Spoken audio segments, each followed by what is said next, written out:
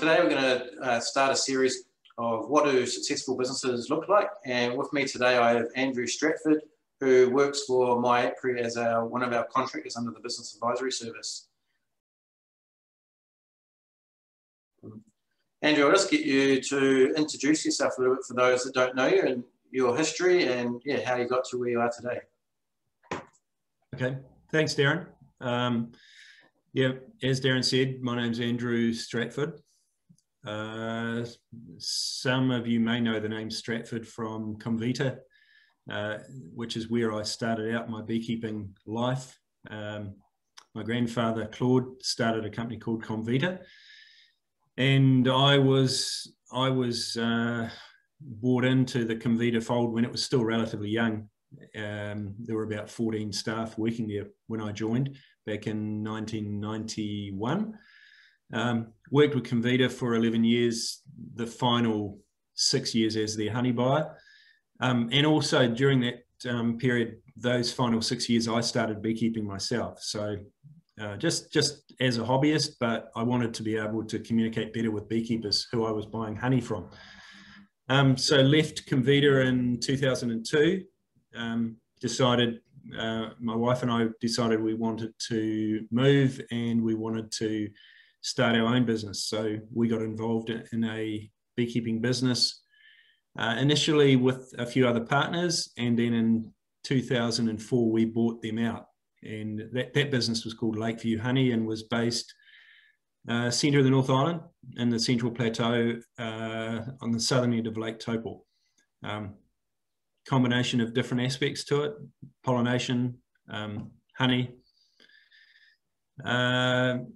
Managed that business, or managed and owned and ran the business until 2012, and at which time we sold the business to a bigger company.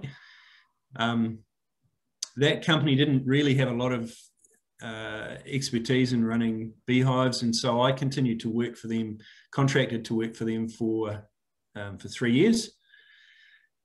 At which time I exited, so left them in August 2015 and restarted a beekeeping business, this time based in Taupo at the northern end of the lake. Decided that we would make that business a bit smaller, so we initially started as a producer of beehives, and then we moved into honey production. So running at that time 400 or 500 hives. I brought one staff member on to work with me, and then and he had some experience already. We spent a bit of time working together. It was a really, really good partnership, relationship. And then in 2018, I decided to step back because there was an opportunity to work for a large corporate, help them re-establish themselves. They were in a bit of a mess. And so I stepped back, handed our beekeeping business, which at that time was under the name BeQuest, handed that over to my staff member. My role became a lot more strategic management role, and we employed another young guy to join him, and those two guys have now been working that business for 3 years, really without my hands-on involvement. I worked for the corporate for 2 years, roughly, just under 2 years, and then I've gone out on my own and doing some consultancy now. So that's sort of a timeline of how it's worked for me. I've since moved to, by the way, the Coromandel. So still working 4 days a week, taking a day out to go do a bit of fishing, and a bit more time in my relationship with my wife. Yeah. So fair to say you've got quite a lot of experience and have worked, and through the advisory service too, now worked, with a number of businesses and seen lots of management styles and what works and what doesn't work. Yeah. You can sort of pick up on things fairly quickly now in terms of what doesn't work and what does work. The work, particularly the work with the large corporate, was was really re-establishing an apiary business almost from the ground up, and so really showed me the importance of culture in a company as well, alongside other things, some of the basic beekeeping, but how critical culture is. Yeah.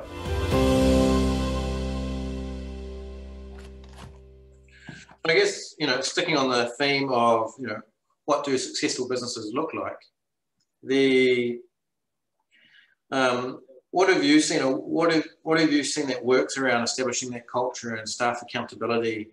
And, you know, do you have any tips and tricks around what works and what doesn't work? Yep. One of the key ones, and probably, I mean, when I think about it, probably the critical one is around employing staff in the first instance. And you really you have to make sure you get the right people to start with. And it's something that I haven't always been good at in terms of reading people. My wife, on the other hand, is really intuitive, and she seems to be able to pick when there's a problem and when there isn't a problem. So I've learned to listen to her a bit more. I'm really good in terms of being able to read someone's skill or ability, or, you know, how they are in the hives.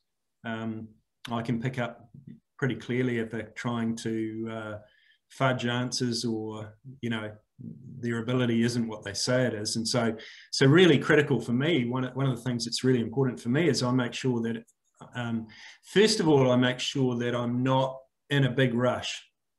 So I know that process around employing someone, you need to take a little bit of time around it.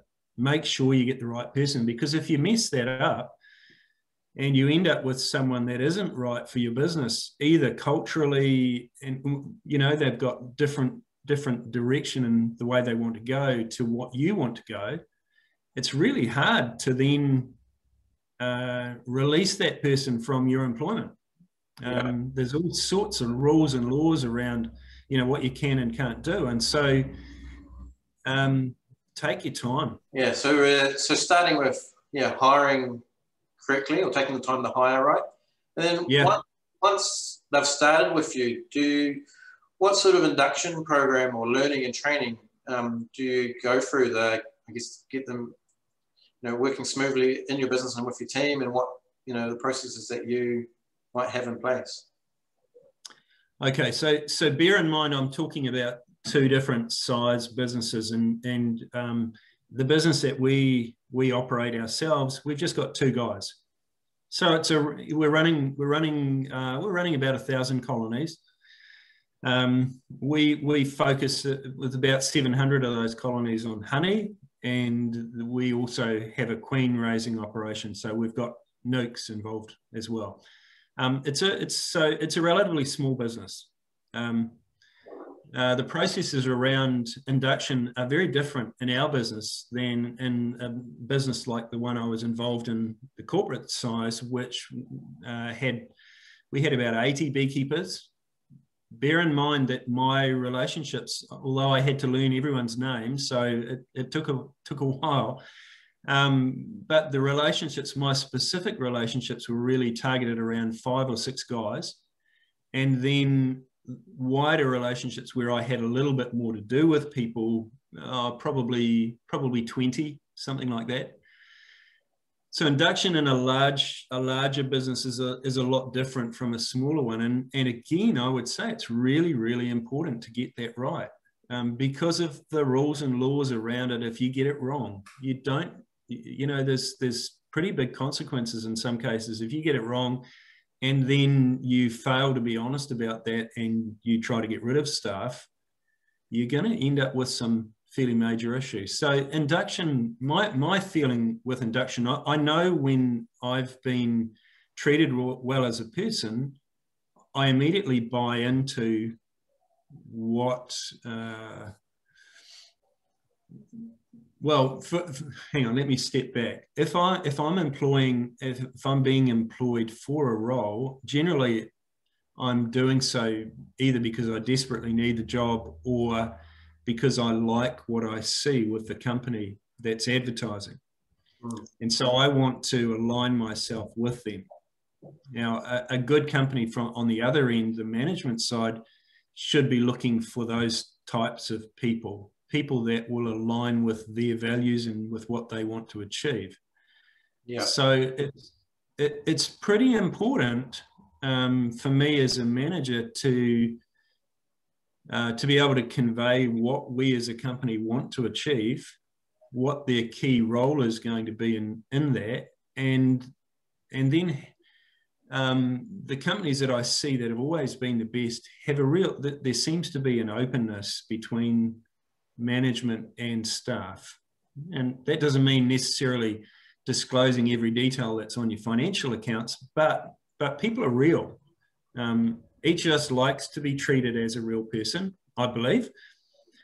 And so if I'm treated with the, there's some words: dignity, honesty, openness, respect. Yeah, respect. All of those things are really important. Yeah, so I guess there's some really big positives. So if you hire right and introduce them to the business right and have a real positive effect, they're going to be far more productive and buy into your vision versus someone that, if you get that wrong, right, and it's really hard to get rid of someone, but in the meantime, right, they're really inefficient or actually working against you, right? So really maybe slowing the business down, and, or it's becoming a massive cost or burden on you as well. Yeah. I think too. I mean, in most cases, when someone presents a CV to you, generally there'll be references on there. You really should, as an owner or a manager, you really should be following up on those references. And I've learned to try and put aside, I think when I was younger, I was a little bit less willing to check people out, be blunt, but now I'm realizing the consequences of getting it wrong. I'm pretty blunt when I talk to the referees. How did this guy work? What's his work ethic like? Yeah. Is he honest? Does he do what he says he's going to do? Did you check up on them, or are you just acting as a referee because you like him? So asking really direct, blunt questions is often good with those referees. Follow them up, and if you don't follow them up and you don't check the referees, then don't be surprised if you get something that you didn't expect. All right. So yes, that's, I guess, focusing quite a lot on the employment. But like I say, the interesting thing is the employing right first time is the most important part. Right. It doesn't matter what systems you got once you've employed them. If they're not the right person, it's not going to matter. Yeah. Pretty much, and we all have our I call them pluses and minuses. We all have our strong points. We all have our weak points. There's not too many of us that are completely strong, and there's a few of us that are completely weak. But we're generally not running a business if we are. If you're not good at that, if you're not good at being the person to employ someone, then don't do it. Pass that role on to someone else, but be involved. If you're a good beekeeper, but you're not great with people, pass the people part over to someone else, and you go out in the field with them. You go out in the field and check. Have a look at the way they operate the hives. You're employing them possibly for a certain position. Now, I'm talking about a smaller business. And in a large corporate, you're not always going to have that opportunity to go out with people. However, if you're the owner of the business and you're employing someone to be your head beekeeper in a large corporate, then absolutely you should be out in the field with that person, because you know what you're talking about, hopefully. If it's someone being employed in a far more minor role as a beekeeper, and they've got different levels of management above them, then you'll have someone in your beekeeping operation that can do that role. Yeah. But you got to be able to trust people. Yeah. And so there's a process there. Yeah.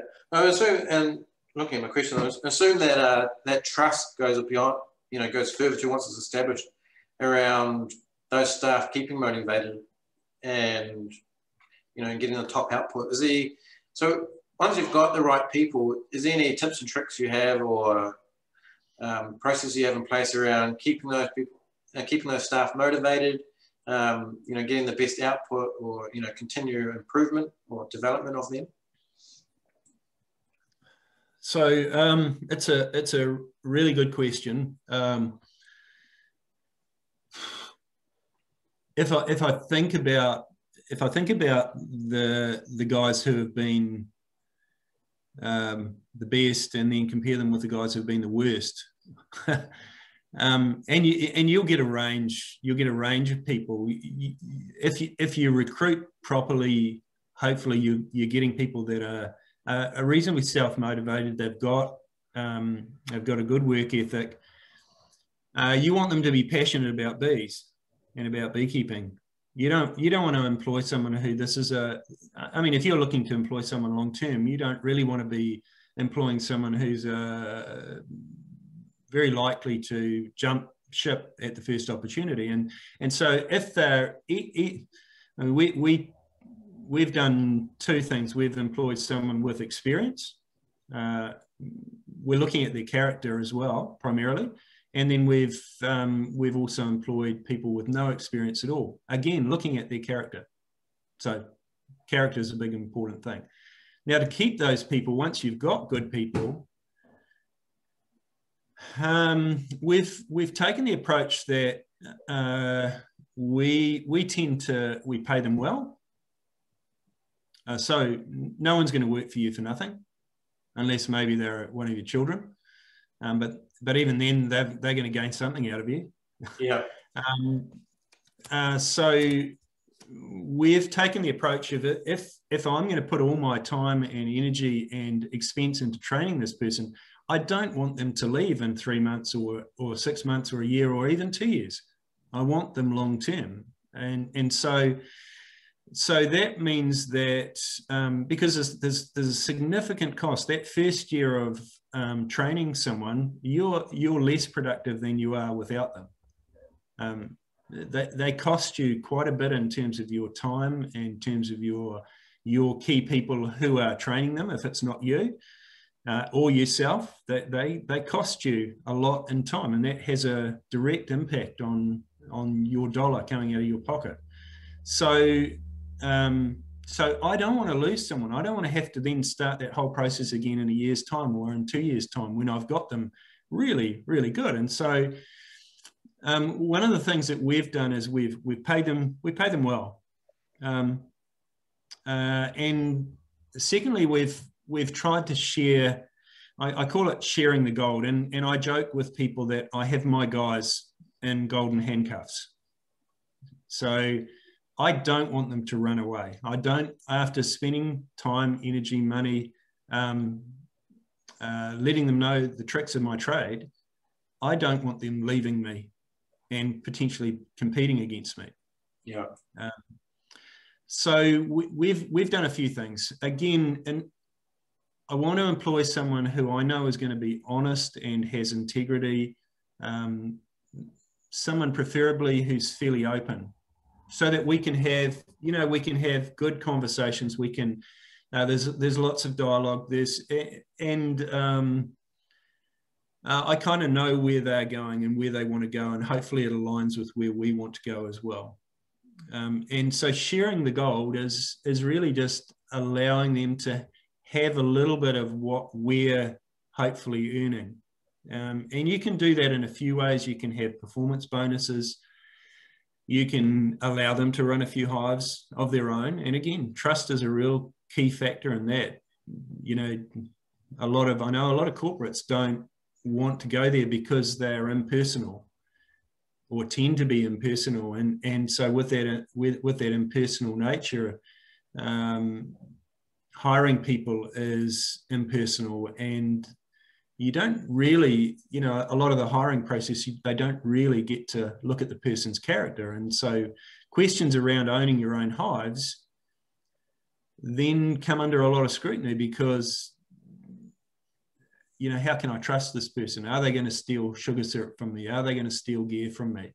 And whereas we've taken the approach, we're employing someone that we can trust, there's integrity.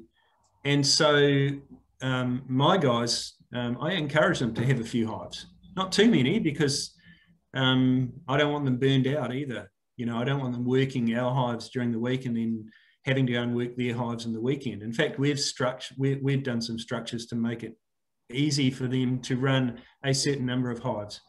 And then those hives get to piggyback in where we've got our honey, and they get to earn a little bit over and above what they're earning for their salary. Yeah. And there's different ways to do that. Yeah. So I guess it's the, you know, the carrot versus the stick mentality. Yeah? People always want to, you know, be able to have their own opportunity to get it, I guess, a little bit ahead themselves, yeah, and are willing to work with people that help, you know, help with that and will stay with you longer. Yeah. Yeah. And if we've got a you know, an ongoing good relationship, I mean, I'm thinking about my guys at the moment. You know, what would happen if one of them decided they wanted to go? So one of my guys has been with me now 7 years, and the other one 3 years. Hopefully, we would continue to work hand in hand.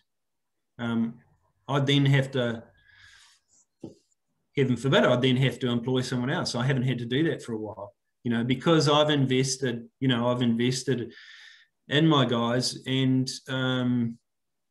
it now gives me the freedom to actually live in a separate location and enjoy some of the lifestyle that I've worked really hard for over the years. And so there's a real positive out of that, and we're thinking about, you know, potentially selling part of the business to one or both of our guys in the future. So there's some exit strategy being thought about as well. Yeah, so I guess if you're not having to work in the business, right, it's kind of what you're talking about, that lifestyle, but giving you a lot more opportunity to work on the business and new opportunities, and even do this advisory service. But actually, yeah, really look at what's been successful for you, yeah, and accelerate those areas. Yeah. Yeah, and look, as I said earlier, when in the whole recruitment process, we're all not experts on everything, and so this is at the moment I'm having time to really, with my wife, to sit down and review where we can do better in our business, and a lot of that is around planning and the background stuff, you know, not necessarily to do with beekeeping at all, but around the financial management and control of our business. And so trying to tick all those boxes and get that functioning as well as it should be. And you know, hands up, I'm okay at that area, but I could certainly do a lot better. So we're spending more time on that. And I know that in terms of the beekeeping, our guys are really, really good. Yeah. And so my relationship with them now is a lot more strategic management, but in effect, even that is getting, you know, the guys are doing so well in the business that we're able to talk, you know, generally we're talking each week. And but I've bought myself a lot more freedom, essentially. Yeah, so I guess that's an observation I've seen as well, right? Those that have invested and trained well in their staff, and so I'm going to say that again, someone's walking across upstairs. Yeah, that's an observation I've seen myself and working with many businesses. Those that invested and trained, you know, invested in their staff and trained them really well, have then afforded themselves time to work on the business. And I've got a couple of examples, even in the last 12 months, where the owners finally got to the position where they can step aside from doing the beekeeping, yeah, and actually it's improved the relationship with their staff, I guess, they're not looking like they've been watched all the time, but they actually focus on what's important, right? Like what you say, like your financials. How am I going to sell my crop? Where can I sell it? Could I find a market where I get more of a premium? Yeah, and at the end of the day, that's doubled their income, you know, but not actually working the highest, but instead of actually working on the business. Yeah. I as you're saying that, Darren, it really, I think it's really critical, both as, I mean, I've had the experience of owning and managing a business, but also being under a CEO. And I really, really believe it is critical to, when you do employ someone, to then actually trust your process around your recruitment. I've done a good job. I've thoroughly checked this person out. That they are a good person. You then need to allow them to do their job and empower them to do their job. So, you know, you asked about secret tips. Well, one of them is give them everything they can, that you can afford to give them, to function as you expect them to function. Yeah. So you don't want to send out someone to catch possums with a mousetrap. Yeah. You know, you've got to give them the tools and equipment to do the job that you're expecting them to do. And then when you, as I said, when you have employed someone that you believe is the right person for the job, then empower them to do it and leave them to do it. Don't micromanage them. Don't try to control them to such a degree that they're chasing their tail and getting annoyed with you, and so don't end up doing the job. Yeah, absolutely. So it's giving them, I guess, the expectation, but then, like I say, enabling them to make those decisions and not have to come back to you, you know, every day or for every decision. Yeah. And you know, if you want your staff to be accountable to you, well, build that in, you know your people for a start, because you want to have that honesty and that open dialogue with them. You've got My Apiary on your badge, on your shirt. You know, My Apiary is a tool for accountability and for reporting, and it really, as a manager, that's what you want. You want to have, you know, can I trust the figures? And I know that anything can be fudged. And so again, you're going back to, is the person that's doing the job honest and open, and we got that good relationship? You know, check it up. You know, if you're not sure, get out there in the field. You know, get off your seat, put your bee suit on, and go and check what you're being told is correct. You know, but generally regular meetings, building good reporting systems in your business, and even if it's a small business, you know, in fact, it should be quite easy. I guess that leads to the next section I want to talk to is around, you know, some people call it standing operating procedure, or, you know, having, you know, processes that you like to do or you've perfected. And this might be more so for larger businesses. Maybe you could talk to both. But do you think having standard operating procedure is important, or, you know, what's another name you might use for it? But, you know, having written process, or that's, you know, repeated, so you get a repeatable outcome, or, you know, a repeatable quality to what you're doing. Again, a good question. I really didn't use standard operating procedures for the early parts of my business, my beekeeping life. A lot of what I learned was taught very hands-on. I went to a lot of beekeeping conferences, and I enjoyed the conferences because there was generally a lot of time for talking and listening with other beekeepers who were, and a lot of those guys that I talked to were similar sized businesses, maybe with similar goals to what I had. Yeah.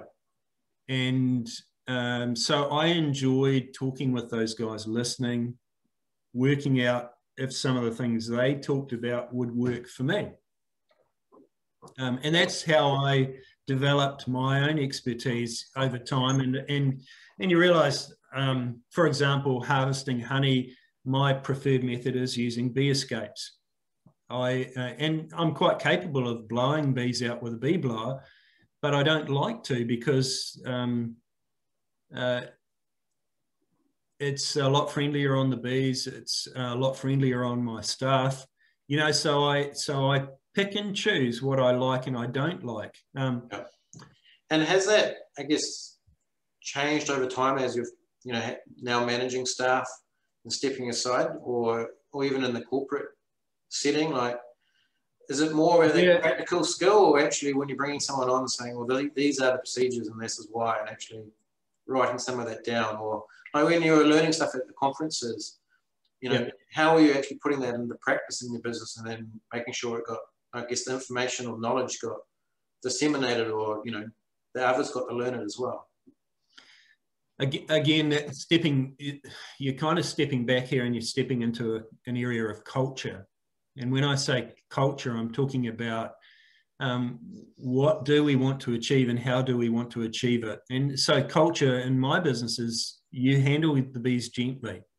So one of the things I always say is a good beekeeper is a gentle beekeeper. So that's a culture, part of who I am and who my business is. Our business is called BeeQuest. You know, our motto is looking after our bees, our environment, and our people. And that's what we want to do. So part of the culture is we want to make sure that we're looking after our bees well.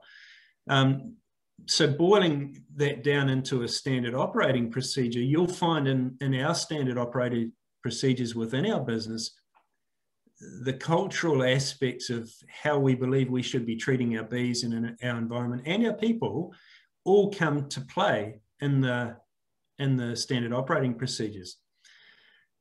So when I'm writing a standard operating procedure, and I really recommend this to any beekeeper, what you'll find is you learn what you do know, but you also learn what you don't know. So when I started writing SOPs, I would pick a subject. For example, how to handle a queen cell. So what do I do with queen cells? And then I'd find somewhere quiet, somewhere I wasn't going to be disturbed, and then I imagine myself in the field. So using my mind, I'm just thinking about, what do I actually do with my queen cells when we're talking about handling the queen cell. So not raising the queen cell, but handling it. What do I actually do? And as I thought through that process, I would just simply write things down in a timeline. And then I would have a break, and then I'd come back and reread it. They take a bit of time, so you've got to allow yourself time to do it.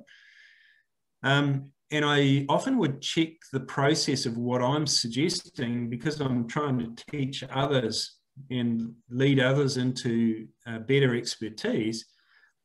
I then check that out against best practice. So sometimes I watch videos, because sometimes we think we know why we're doing it, but if you actually were to be questioned by someone else, often our answers are, well, because I've always been told that's the way to do it, rather than having some best practice. Actually, this is why we do things. This is why we do it this way. And so I try to act as devil's advocate against myself as well, and say, do you actually know what you're talking about, or is this just something that you've made up because someone else has told you that? Yeah.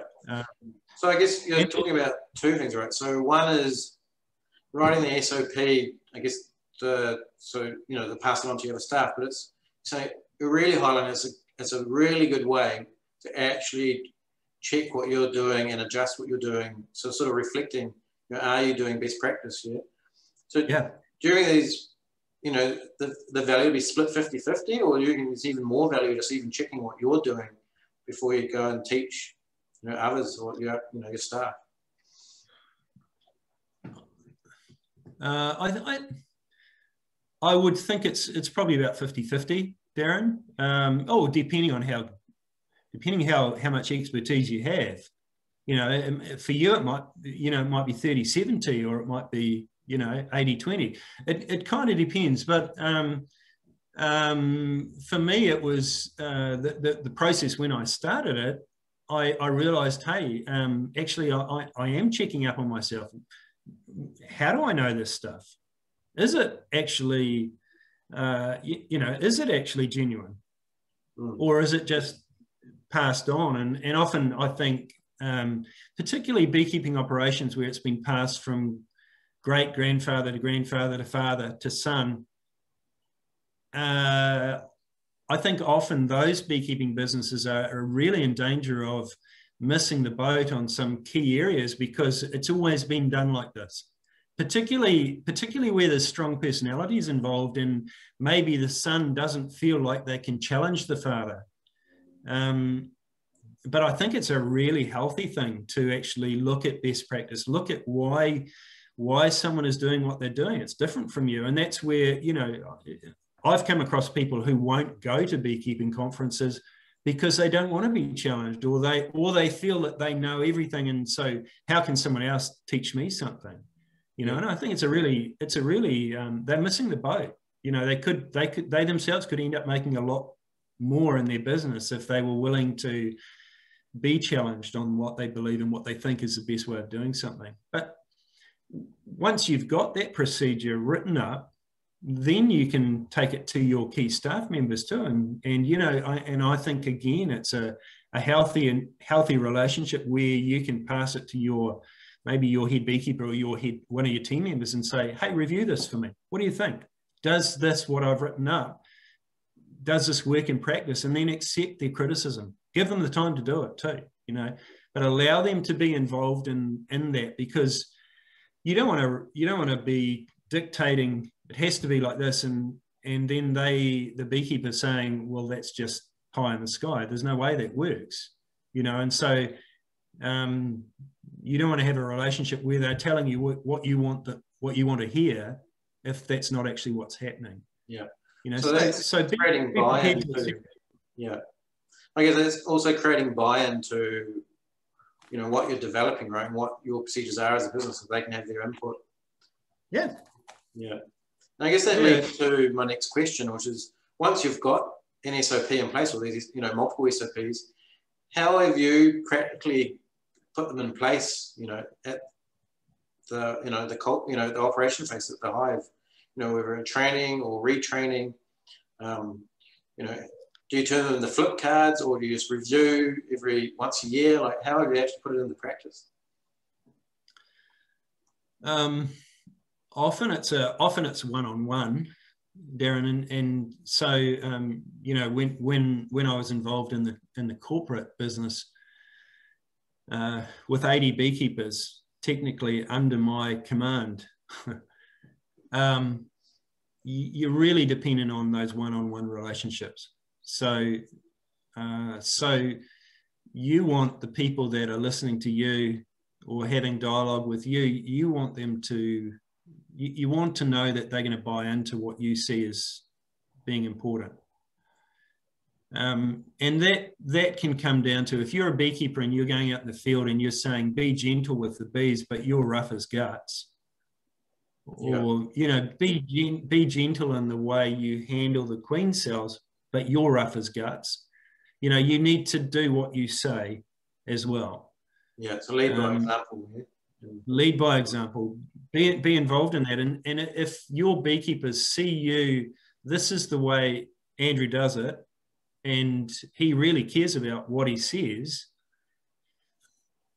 then they're far more open to listening to you, I believe. So often when we've wanted to change something, for example, one of the biggest challenges for any beekeeper, if you're, let me step back. In our business, when we're about to move our hives into a honey crop, we generally will allow our hives to build up in 2 brood boxes. But in a honey crop, we've got them in one brood box. So our queen is in one brood box. We use a queen excluder. The process of changing a double brood box into a single brood box, for those that have done it, it's a difficult process, or can be a difficult, time-consuming process, and it happens at one of the busiest times of the year. So in our business, we've worked out how to do that in a fairly effective, efficient, safe manner for our bees, and it gives us really great results, and we're able to do it in a pretty efficient time frame. Now, we've adjusted that process over a period of over a number of years, and we've got better. But every now and then there may be something that comes up, and we think, hey, hang on a minute, if we just modify this slightly, we can make it even more effective and more efficient, and save ourselves some times and get better results. And so that's what we've done. A lot of those changes have come from what I call ute meetings. Essentially, driver, passenger, talking about that process as we're driving between apiaries. And we've come up with a pretty effective way of doing that works well, and allows us then the time to do the job and know that we've done the job well. Okay, so there's conversation backwards and forth, and it's I listen to my guys, and my guys listen to me, because there's trust, there's understanding of expertise, and we've developed a really good process. So that then gets reflected in our standard operating procedure. That's some really good advice, Andrew, around the writing of the SOPs, and using it as an opportunity to review your best practice in your operating procedure. Is there anything else you'd like to add to conclude on the I guess the section on looking at operating procedure? Yeah, one of the things I'm thinking about is you have to consider who your audience is. Yeah. So often my audience is one of my staff members. Well, what am I trying to achieve with the standard operating procedure? Sorry, let's take the word standard out. The operating procedure. So what am I trying to achieve? If my audience, who is my staff members, if English isn't their first language, or it's difficult to, that they have limited academic background, then I have to frame my operating procedures in such a way as they are concise and easy to understand, and I want to know that when they're reading them, they're getting it. Yeah. So if I'm going to use big words, or I'm going to frame things in a way where that is unlikely to happen, I'm just kidding myself. And what am I doing it for? Is it just so I can say that I've made operating procedures? They have to work.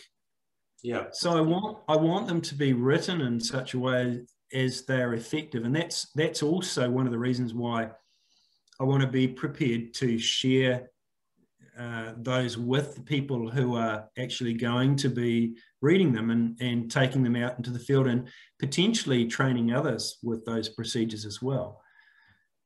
So it's really, really critical that they understand what I'm putting on the table, and my ego isn't such that it can't be challenged. Yeah. I want it to be effective in that way. Right. So to conclude, I think this has been really good, Andrew. Like you've talked about, to develop a successful business, it's not just around the beekeeping; it's around hiring correctly, right at the start, and building that culture and people that want to work with you, and you're all working together, and then developing some really good operating procedure, and getting your staff buy-in with that around the culture. And to conclude, is there anything else you'd like to add that you think really makes a business successful, whether it will stand the test of time? As you're talking, my mind's going to the fact that why are we doing this? Why bother with standard operating procedures? What is why would you want to do that? And it's interesting, when I'm teaching beekeeping, I've realized that one of the key ingredients in good beekeeping is planning. Absolutely critical. If you can be a great beekeeper, you can do the basics really well, but if you don't plan, you'll fall over somewhere. You'll fall over. And I've realized that as I've gained more and more experience, that planning is absolutely critical to a good operation. And that doesn't matter if it's beekeeping or if it's owning a coffee roasting business. If you don't plan, you're going to come unstuck. And so really standard operating procedures, and in fact, making an annual plan for your business, or reviewing what you did well, what you did poorly, all of that is involved with planning. What's the good of knowing that you have to treat for Varroa 2 times, 3 times a year? If you're listening in Australia, lucky you for now. But what's the good of having a plan to do it, but actually not planning within your financial structure of your business, and then not having the money to buy the treatment? So planning, if you don't get that planning right, you can come unstuck badly. And that's really what standard operating procedures is about. It's helping you as a business owner or a business manager to plan better, and you will see far better results from doing so. I think that's really good advice, Andrew. I think it's a really good place to conclude our interview today, actually. So, we've covered a few things. So what makes a business successful? Yeah, you're saying it's hiring the right people to start. It's getting that culture correct, and then it's then the planning around what are the areas in business I'm going to focus on as a business, but then putting that operating procedure in place. Reviewing what turning that into really good procedures and having your staff buy in. But at the end of the day, the thing that really determines whether your business is successful is you're saying the overall planning, the financial planning, the procedural planning, planning how to hire the right staff. Yep. and look, we're in a different era at the moment. We're in a COVID era, and it certainly there's a lot against businesses succeeding. And sometimes the difference between surviving and not surviving is, have you got a plan? The last thing I would want at the moment is for my staff to leave and me to have to employ new staff and retrain and all in a COVID atmosphere. Essentially our business is in a pretty good place because we've done that part of it well. Yeah. So, for any business, when the good times come, we want to be ready for it. And when the bad time comes, the bad times come, we want to be able to survive. Sometimes running a good business actually means the difference between surviving and not surviving.